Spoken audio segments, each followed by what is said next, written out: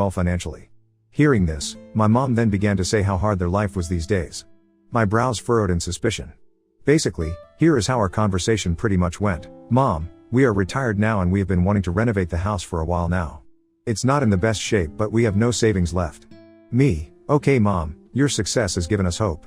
After watching your TV interview today, we thought maybe you could help us out by paying for the renovations. Dad, after all, we are a family. You shouldn't hesitate to share some of your earnings with us. We can really use your help. Me, are you joking with me?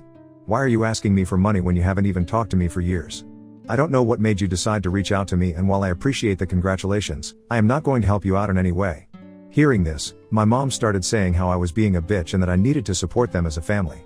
My dad also added that as my parents, they deserve to be looked out after and that this was the least that we could do. I was so pissed at this that I wanted to give them a piece of my mind. I suddenly got an idea that instead of just arguing with them, I should teach them a lesson forever, thinking that they could mooch off me after mistreating me all those years ago.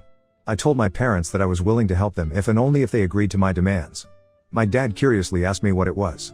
Without hesitation, I laid out my demand. If they wanted my help, they had to publicly admit, in front of our family and friends, that my brother was the mastermind behind the hurtful rumors that had tarnished my reputation. I wanted them to humiliate my brother the same way they had humiliated me in front of everyone by believing his lies and manipulations. I wanted them to take accountability for their actions and acknowledge the pain they had caused. Hearing my impossible condition, my dad began to question the necessity of such an admission. My mom told me how this was all quite unnecessary and that we could have a private discussion without involving others, but I held my ground. This condition was non-negotiable, a prerequisite for any assistance they wanted me to offer them in the future. As the tension escalated, my dad raised his voice, asserting his role as my father, and started to emphasize that it was my duty to help my family in need.